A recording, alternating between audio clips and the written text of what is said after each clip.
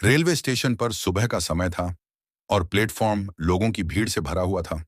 कोई अपने मोबाइल में खोया था, कोई अखबार पढ़ रहा था, कोई आने वाली ट्रेन की चिंता में इधर उधर टहल रहा था। उसी भीड़ के बीच एक बुजुर्ग शांत मन से बेंच पर बैठे एक छोटी सी धार्मिक पुस्तक पढ़ रहे थे। उनके चेहरे पर अजीब सा सुकून और आंखों में अनुभव की चमक थी। पास ही खड़ा एक युवा दंपत्ति ट्रेन का इंतजार कर रहा था। युवक आधुनिक कपड़ों में था और हाथ में मोबाइल लिए लगातार कुछ न कुछ देख रहा था। उसने बुजुर्ग की किताब पर नजर डाली और हल्की मुस्कान के साथ कहा कि बाबा, आज के जमाने में ऐसी पुरानी किताबें पढ़ने से क्या फायदा। इससे न पैसा मिलता है न तरक्की। अगर पढ़ना ही है तो न्यूज़ पढ़ो, मैगजीन पढ़ो, दुनिया कैसे चलती है ये सीखो। ये सब कहानियां तो बस समय की बर्बादी हैं। बुजुर्ग ने उसकी बात सुनी, कोई जवाब नहीं दिया, बस हल्की सी मुस्कान के साथ किताब बंद कर ली। तभी अचानक ट्रेन आ गई और प्लेटफॉर्म पर अफरा तफरी मच गई। लोग जल्दी जल्दी डिब्बों की ओर भागने लगे।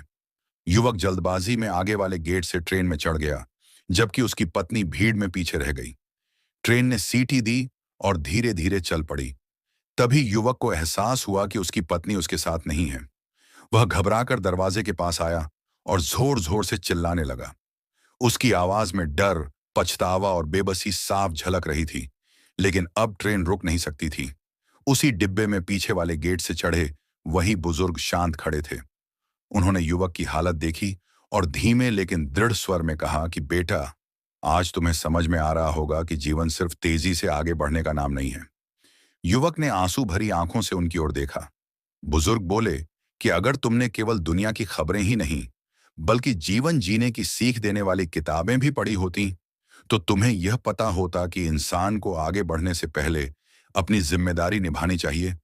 उन्होंने रामायण का उदाहरण देते हुए कहा कि श्री राम जब नाव पर चढ़े थे तो पहले सीता को सुरक्षित बैठाया और फिर स्वयं चढ़े, क्योंकि सच्चा ज्ञान यही सिखाता है कि जिनका हाथ तुम्हारे हाथ में है, जिनकी जिम्मेदारी तुम्हारे कंधों पर है, उन्हें पहले सुरक्षित करना तुम्हारा धर्म है।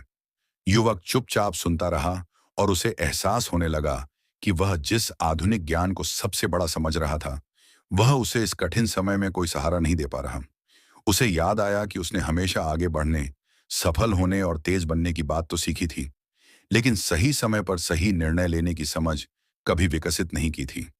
बुजुर्ग ने आगे कहा कि वेद, रामायण, गीता और ऐसे ग्रंथ इंसान को सिर्फ पूजा पाठ नहीं सिखाते, बल्कि जीवन की गहराई समझाते हैं। वे बताते हैं कि इंसान कैसे इंसान बने, कैसे अपने कर्तव्यों को पहचाने और कैसे दूसरों के प्रति संवेदनशील रहे। युवक को पहली बार महसूस हुआ कि ज्ञान का मतलब सिर्फ जानकारी नहीं, बल्कि विवेक है। ट्रेन आगे बढ़ती रही और स्टेशन पीछे छूट गया, लेकिन युवक के भीतर कुछ टूट भी गया और कुछ नया बन भी गया। उसे समझ में आया कि पढ़ाई का असली मकसद नौकरी, पैसा या बहस जीतना नहीं, बल्कि जीवन को सही दिशा देना है। उसने मन ही मन तय किया कि जब वह वापस लौटेगा तो केवल खबरें और आधुनिक किताबें ही नहीं पढ़ेगा, बल्कि उन ग्रंथों को भी पढ़ेगा जो उसे जिम्मेदार, संवेदनशील और सच्चा इंसान बनाना सिखाते हैं। क्योंकि उस दिन उसने अपने अनुभव से सीख लिया था कि जो ज्ञान इंसान को कठिन समय में सही निर्णय लेना सिखा दे, वही असली मोटिवेशन है और वही जीवन की सच्ची सफलता है।